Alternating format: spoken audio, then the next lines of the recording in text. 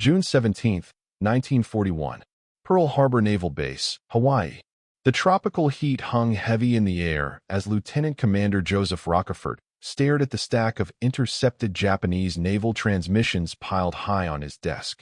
The newly formed Station HYPO Cryptanalysis Unit had been tasked with the seemingly impossible: break the Imperial Japanese Navy's JN-25 code before war erupted in the Pacific. What Rockefort didn't yet realize was that his greatest assets weren't the mathematicians or naval officers under his command, but 7 civilian women who spent their days teaching Hawaii's youngest children finger painting and the alphabet. Before we dive into this story, drop a quick hi in the comments and tell me where you're watching from. It really helps support the channel. This is the untold story of how America's kindergarten teachers became the secret weapon that would change the course of the greatest naval war in human history. The U.S. Navy's Cryptanalytic Unit at Pearl Harbor, codenamed Station HYPO, was established in 1941 as tensions with Japan escalated. Commander Rockefort, a career intelligence officer with a background in Japanese language and culture, had been given explicit orders from Washington: crack the JN-25 naval code used by the Imperial Japanese Navy for all major fleet operations. The Japanese, confident in their encryption methods, believed their code to be unbreakable, particularly by what they perceived as inferior American minds. Admiral Isoroku Yamamoto, Commander-in-Chief of the Combined Fleet, had reportedly boasted to his staff, "Our codes are mathematically perfect. Even if the Americans captured our codebooks, their linguists lacked the cultural understanding to properly interpret our communications." The JN-25 code was indeed a masterpiece of encryption. It used a complex system of 5-digit numbers, each representing a Japanese word, phrase, or concept. These numbers were then further enciphered using additive tables that changed regularly. Traditional cryptanalysis methods estimated it would take years to break such a system, time the Americans simply didn't have as Japanese military activities in the Pacific increased ominously. Rockefort's team initially consisted of a handful of naval officers with linguistic training and mathematics backgrounds. Progress was painfully slow. The breakthrough came not from military channels, but through an unexpected conversation at the officers' club bar in April 1941. "Sir, I couldn't help overhearing your frustrations," said Dorothy Edgers, a petite woman in her early 30s who had approached Rockefort's table. "I believe I might be able to assist with your project." Rockefort, who had been discussing his work problems with another officer, looked up in alarm. "Ma'am, I'm afraid you're mistaken. Our work is classified." Dorothy smiled. "Commander, before I became a kindergarten teacher at Pearl Harbor Elementary School, I studied linguistics at Vassar and spent 3 years in Tokyo as a missionary's daughter. I speak fluent Japanese, including several dialects, and I've been teaching myself cryptanalysis as a hobby." This chance encounter would lead to what naval intelligence officers later nicknamed the Pineapple Kindergarten, a group of 7 female teachers who would become some of the most effective codebreakers of World War II. Dorothy Edgers, the daughter of a missionary who had spent years in Japan, had returned to America for college before settling in Hawaii as a teacher. Her linguistic abilities were exceptional, and more importantly, she understood Japanese culture in ways that even trained naval officers didn't. Agnes Meyer, another kindergarten teacher, had a mathematics degree from MIT, unusual for a woman in the 1930s, and had been denied a position in the defense industry simply because of her gender. Florence Margolis had been a legal secretary with an exceptional memory for patterns and details. Ruth Livingston had worked as a crossword puzzle creator for newspapers. Elizabeth Foster had been a librarian with extensive cataloging experience. Helen Cooper was a music teacher who understood patterns and rhythms. And finally, there was Grace Wilson, who had no special background but possessed what Rockefort would later describe as an almost supernatural intuition for language puzzles. Initially, naval intelligence was deeply reluctant to use civilian women for such sensitive work. Captain Irving Mayfield, the district intelligence officer, had objected strenuously. "Commander, these are school teachers, not intelligence officers. This violates every security protocol we have. The very idea of civilians, women, no less, working on our most sensitive code-breaking operations is absurd." Rockefort, desperate for progress, had countered. With respect, sir, we've made minimal progress in 3 months with our current approach. The Japanese think differently than we do. These women offer skills and perspectives we don't have in-house. And who would ever suspect kindergarten teachers? After much debate, Rockefort was given permission to utilize the women on a trial basis, provided they passed security clearances and worked after school hours in absolute secrecy. Each signed the Espionage Act, understanding that disclosure meant imprisonment or even execution in wartime. Their operation was ingeniously disguised. The 7 women continued their normal teaching duties during school hours.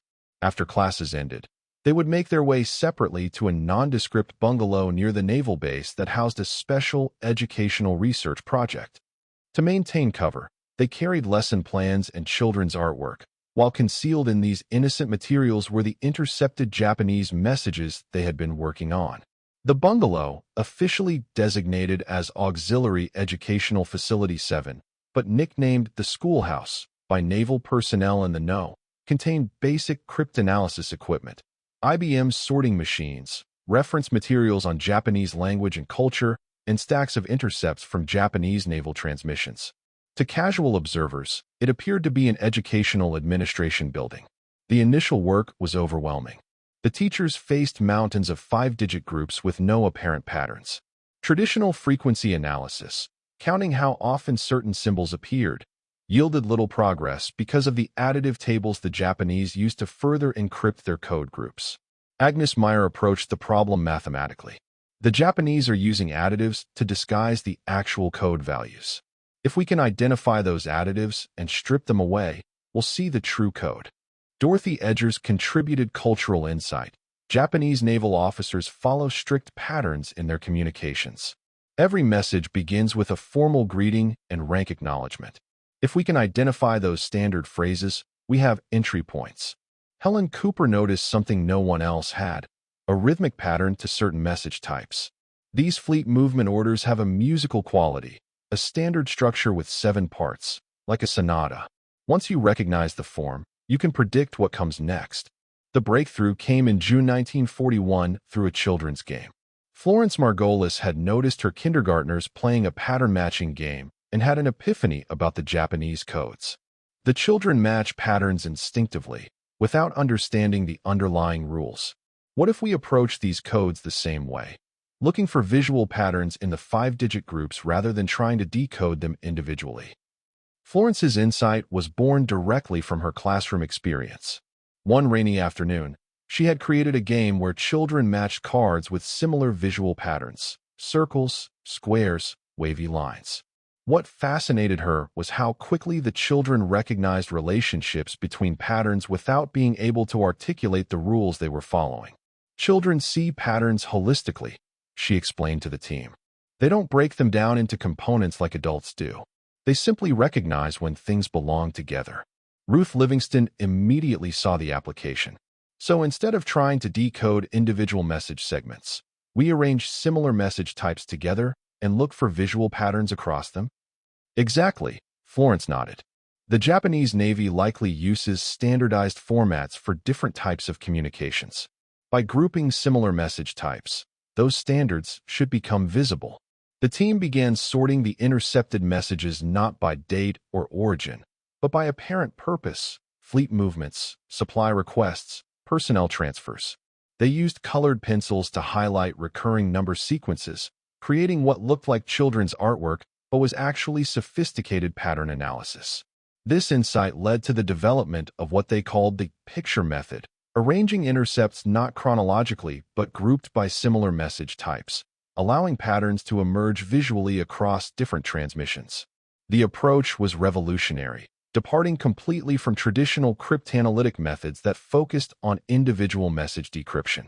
Elizabeth Foster created a card catalog system for the patterns they identified, cross-referencing them with possible meanings based on message context and known Japanese naval procedures.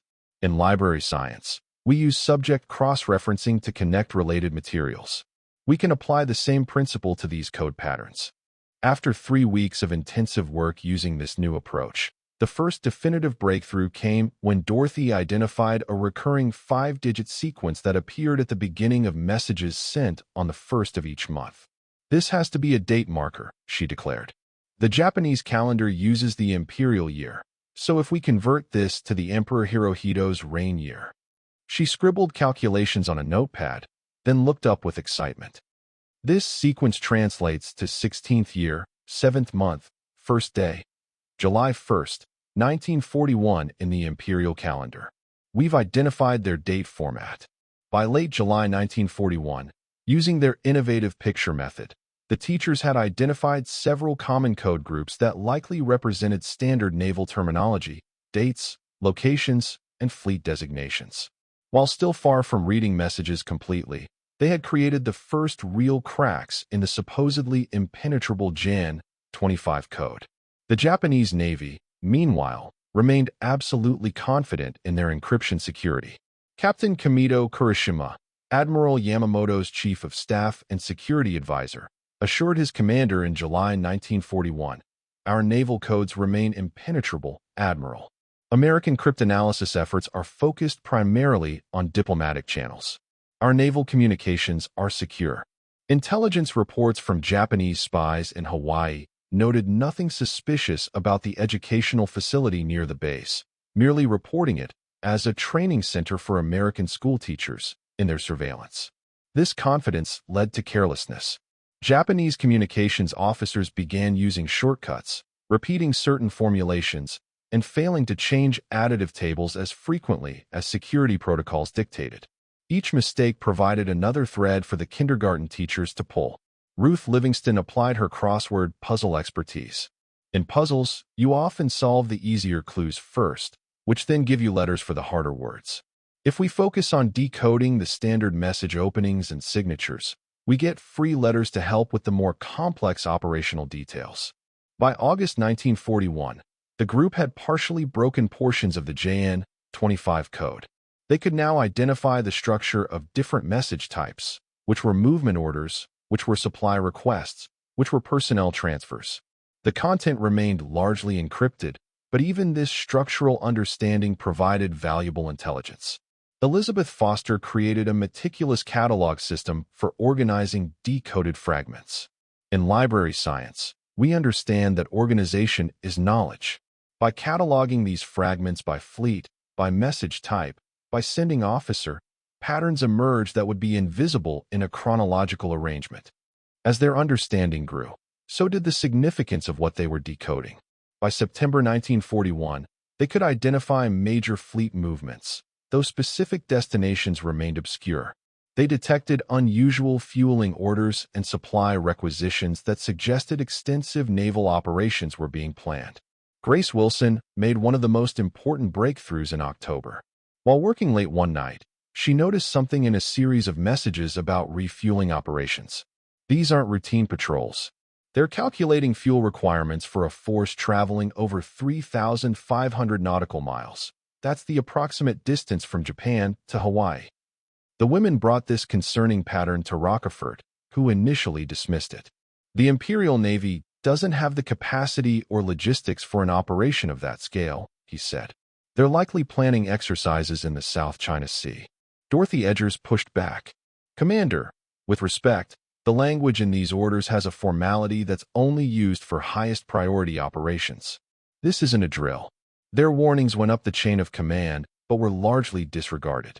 Admiral Husband E. Kimmel, Commander-in-Chief of the U.S. Pacific Fleet, was briefed but remained skeptical. Naval intelligence believes Japan will strike in the Philippines or British Malaya, not Hawaii, his staff reported. The kindergarten teachers' concerns were noted but not acted upon. As November 1941 arrived, the women detected a sudden change in Japanese communications patterns. Message volume increased dramatically, but oddly, communications to and from certain fleet units went completely silent. Radio silence is deafening, Agnes Meyer noted during a late-night session at the schoolhouse. The Japanese carrier divisions have disappeared from the communication networks entirely. Helen Cooper added, in music, the rests between notes are as important as the notes themselves. This silence is telling us something significant. Their concerns intensified when they decoded fragments suggesting a major operation codenamed Z-Day scheduled for early December. On November 27th, they brought their most troubling intercepts directly to Rockefort. "Commander," Dorothy said grimly, "we believe the Japanese fleet is already moving into position for an attack on a major American naval installation. Based on the fuel calculations and the radio silence, we assess Pearl Harbor is the most likely target." Rockefort took their analysis to his superiors, but the response was frustrating. "Your evidence is circumstantial," Captain Mayfield responded. "These are interesting theories from your auxiliary personnel, but our professional analysts in Washington disagree. The consensus remains that any Japanese aggression will target the Philippines or British territories." The kindergarten teachers continued their work with increasing urgency as December began. On December 6th, they decoded fragments of a message indicating that Japanese diplomats in Washington were to deliver a specific communication to the American government at precisely 1 p.m. Eastern Time on December 7th, which would be early morning in Hawaii. "This timing isn't diplomatic protocol," Florence Margolis warned. "They're synchronizing something." That night, the women worked frantically to compile all their evidence, planning to make one final appeal to Rockefort in the morning. They never got the chance. At 7:55 a.m. on December 7th, 1941, the first Japanese bombs fell on Pearl Harbor. The attack devastated the Pacific Fleet, with 2,403 Americans killed and 19 ships damaged or destroyed. The kindergarten teachers, watching the attack from various locations around Honolulu, experienced the horrible realization that their warnings had gone unheeded. Dorothy Edgers, who lived near the harbor and witnessed the attack firsthand, later recalled, "The sound of those planes, the explosions, all I could think was that we knew. We knew something was coming, and we couldn't make them believe us." In the chaos following the attack, the schoolhouse facility was temporarily abandoned. When Rockefort managed to reassemble his code-breaking operation 3 days later, now with full official support and resources, he immediately sought out the kindergarten teachers. "Ladies," he told them solemnly when they gathered in a new, secure facility within the naval base, "what happened is not your fault. The failure was institutional, not analytical. Your work was exemplary, and now it's more important than ever." With the United States officially at war with Japan, the kindergarten teachers were formally incorporated into naval intelligence. Their civilian cover was maintained. They still taught during school hours, but they were now given official clearance, military support staff, and expanded access to intercepts. The Japanese, stunned by the success of their surprise attack, remained confident that their naval codes were secure. Admiral Yamamoto received a security briefing in late December 1941 assuring him that all naval communications remained protected at the highest level. This overconfidence would prove catastrophically misplaced. By February 1942, the kindergarten teachers and the expanded Naval Cryptanalysis Unit had achieved a much deeper understanding of JN 25. They could now decode approximately 15% of any message directly, and context often allowed them to infer another 30 to 40% of content. This provided unprecedented insight into Japanese naval operations. The first major intelligence coup came in April 1942 when the team decoded messages revealing Japanese plans to occupy Port Moresby in New Guinea by seizing the island in a naval operation. This intelligence allowed Admiral Chester W. Nimitz, who had replaced Kimmel as Commander-in-Chief of the Pacific Fleet, to position American aircraft carriers to intercept the Japanese force. The resulting Battle of the Coral Sea in May 1942 marked the first check on Japanese expansion in the Pacific. Even more significantly, in late May 1942, the codebreakers detected evidence of an enormous Japanese naval operation targeting AF. The Naval Intelligence Establishment initially believed AF might represent various locations, from the Aleutian Islands to Australia. It was Elizabeth Foster who made the crucial connection. In the Japanese Naval Reference Catalog I've compiled, island targets are designated by letter pairs. We've confirmed that designations are used for American territories. AF has appeared in meteorological requests. They're seeking weather forecasts for this location. I believe AF is Midway Atoll. To confirm this theory, Nimitz authorized a clever ruse. Midway was instructed to send an uncoded message reporting that their water distillation plant had broken down. Within days, the codebreakers intercepted a Japanese message reporting that AF was experiencing water supply problems. Armed with this confirmation and detailed knowledge of the Japanese battle plan, Nimitz positioned his limited forces perfectly to counter the much larger Japanese fleet. The resulting Battle of Midway in June 1942 ended with 4 Japanese aircraft carriers sunk, a devastating blow from which the Imperial Navy never fully recovered. The intelligence that enabled this pivotal victory was extraordinarily detailed. The kindergarten teachers had decrypted specific operational orders that revealed not just the target, but the entire Japanese battle strategy. They knew the Imperial Navy was splitting its forces, with a diversionary attack planned on the Aleutian Islands before the main thrust at Midway. They knew the sailing times of fleet components and the carrier divisions involved. Most critically, they had decoded the Japanese order of battle, the composition of the strike force, for fleet carriers, Akagi, Kaga, Soryu, and Hiryu, with supporting vessels. They also knew that the Japanese expected to surprise the Americans, just as they had at Pearl Harbor. This intelligence coup was unprecedented in naval warfare. Never before had one navy gone into battle with such complete knowledge of its adversary's intentions. Admiral Nimitz later remarked that it was like having the enemy's playbook in advance of the game. The results were decisive. American dive bombers caught the Japanese carriers at their most vulnerable moment, with their decks crowded with fueled and armed aircraft. Within minutes, 3 carriers were in flames. A 4th was sunk later in the day. After Midway, the kindergarten teacher's expertise became even more valuable. The Japanese, now aware their code had been compromised to some degree, implemented emergency changes to JN-25. Dorothy Edgers anticipated this move. They'll try to change enough to lock us out, but they can't change everything instantly without creating chaos in their own communications. We need to identify what remains constant. Agnes Meyer developed mathematical models to identify the new encryption patterns. They've changed the additive tables, but not the underlying code book. That's our foundation. This insight allowed the codebreakers to maintain their access to Japanese communications despite the security changes. Throughout 1942 and 1943, the intelligence they provided helped the U.S. Navy systematically dismantle Japan's maritime capabilities, predicting convoy routes for submarine attacks, and revealing vulnerabilities in Japanese defensive positions. The kindergarten teachers continued their double lives throughout the war. By day, they nurtured and educated young children, many of whom had lost fathers in the Pearl Harbor attack or subsequent battles. By night, they helped dismantle the military machine that had caused those losses. The Japanese never identified this catastrophic security breach. As late as 1944, Japanese naval intelligence reports assured commanders that while some tactical codes might have been compromised, the main JN-25 system remained secure.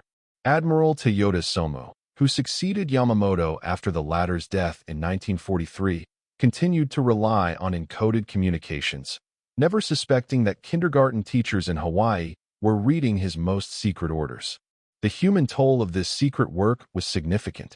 The women worked grueling hours, often teaching all day and then decoding until well past midnight. Their health suffered, their personal lives were put on hold, and they carried the psychological burden of knowing their work directly influenced which ships were sent into battle and which sailors would not return. Helen Cooper later described the emotional cost. When we decoded a message that let our submarines target a Japanese convoy, we knew we were sending young Japanese sailors to their deaths. They were the enemy, yes, but they were also someone's sons, just like our boys. We never forgot the human cost of what we were doing. Grace Wilson suffered a nervous breakdown in late 1943 and had to be removed from the program, the strain of the work and secrecy having become too much. She was hospitalized under a cover story of exhaustion from teaching duties and never returned to code breaking. As the war progressed, the kindergarten teachers' unusual backgrounds proved valuable in unexpected ways. When intelligence revealed that Japanese forces were using coded references to classical Japanese poetry to disguise locations, Dorothy Edger's cultural knowledge allowed her to identify the literary allusions and thus the actual locations being referenced. One particularly crucial breakthrough came in March 1944 when the team intercepted messages regarding a planned inspection tour by Admiral Minaichi Koga, Yamamoto's successor as Commander-in-Chief of the Combined Fleet. The messages used literary allusions to describe the itinerary, references that would have been meaningless to traditional cryptanalysts. Dorothy immediately recognized them as references to a famous collection of poetry about Japan's islands. These aren't random code names, she explained to Rockefort. They're poetic descriptions from the 100 Views collection. This reference to where green meets blue under heaven's vault is describing Palau. This intelligence allowed American submarines to prepare an ambush. Though they missed Koga himself, his chief of staff and many key operational planners were killed when their plane was shot down during the tour, significantly disrupting Japanese naval operations in the Central Pacific. The kindergarten teachers also developed methods for tracking individual Japanese commanders through their communication patterns. Helen Cooper noticed that certain officers had distinctive rhythms in how they constructed messages, patterns as unique as a musical signature. Commander Watanabe always uses an extra honorific when addressing superiors, she noted. Captain Kurashima tends to use three-part structures in his battle orders. These patterns persist regardless of the encryption. This innovation allowed American intelligence to track the movements of key Japanese officers between commands, providing insights into Imperial Navy reorganizations and priorities that would otherwise have remained hidden. Their work became even more crucial as the U.S. began its island-hopping campaign toward Japan in 1944. The intelligence they provided helped minimize American casualties by identifying Japanese force strength and defensive preparations on islands scheduled for invasion. By early 1945, Japanese naval communications had become fragmented as losses disrupted their networks. But the kindergarten teachers continued to extract valuable intelligence until Japan's surrender in August. When the war ended, the women's extraordinary service remained classified at the highest level. They received no public recognition, no medals, not even a formal acknowledgement from the Navy. They returned to their teaching careers, bound by secrecy oaths that prevented them from revealing their contributions. The only acknowledgement came in a classified ceremony at Pearl Harbor on September 2, 1945, the day Japan formally surrendered. Admiral Nimitz personally thanked them in a small room within the Naval Intelligence Facility. "Ladies," he said to the 6 remaining codebreakers, "what you have accomplished will never be known to the American public. You cannot be given the medals you deserve. Your names will not appear in history books. But I want you to know that in my estimation, you rank among the greatest heroes this nation has produced." He presented each woman with a small box containing a gold pin bearing the emblem of a key, the only recognition they would receive. They were instructed never to wear these pins in public. "History may forget you," Nimitz concluded, "but the Navy never will." The secrecy was so complete that in declassified histories, they were described merely as civilian clerical staff. Dorothy Edgers continued teaching until her retirement in 1967, never telling even her husband about her war work. When the partial declassification of World War II code-breaking operations began in the 1970s, she was finally able to share some aspects of her service, though many details remained classified until the 1990s. Agnes Meyer left teaching after the war and obtained a Ph.D. in mathematics, eventually becoming a professor at the University of Hawaii. She occasionally used code-breaking examples in her advanced classes, though she never revealed her personal connection to them. Florence Margolis opened her own kindergarten in Honolulu in 1946, which became known for its innovative approach to early childhood education. She incorporated pattern recognition games into her curriculum, games secretly derived from her code-breaking experience. Ruth Livingston moved to the mainland after the war and wrote children's books under a pseudonym, several of which subtly incorporated themes of secrets and codes. Elizabeth Foster became the head librarian at the Bishop Museum in Honolulu, where she developed one of the most comprehensive cataloging systems for Pacific cultural artifacts. Helen Cooper continued teaching music until her death in 1977, never receiving formal recognition for her service. The story of the kindergarten teachers who broke Japan's naval codes remained largely unknown for decades. Only in 1995, when the last major files on Pacific Theater cryptanalysis were declassified, did historians begin to piece together the remarkable story of these 7 women. Admiral Chester Nimitz had perhaps best summarized their contribution in a classified 1945 report that remained sealed for 50 years. Without the extraordinary work of our codebreakers, the Pacific War might have lasted years longer. Among these unsung heroes, the civilian specialists who brought unique perspectives deserve special commendation. They demonstrated that victory depends not merely on force of arms, but on the power of the human mind to decipher the enemy's intentions. The Japanese military never knew, until long after their defeat, that their most closely guarded naval secrets had been systematically exposed by American women who spent their days teaching finger painting, alphabet songs, and basic arithmetic to 5-year-olds in Hawaii. The kindergarten teachers who helped when the Pacific War demonstrated that in modern warfare, victory often depends not on who has the biggest guns, but on who can best understand what the enemy is saying when they think no one is listening.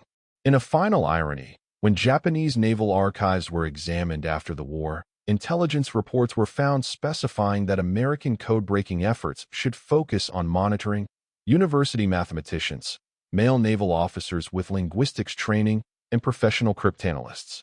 Kindergarten teachers were never mentioned as a security concern. And that concludes our story.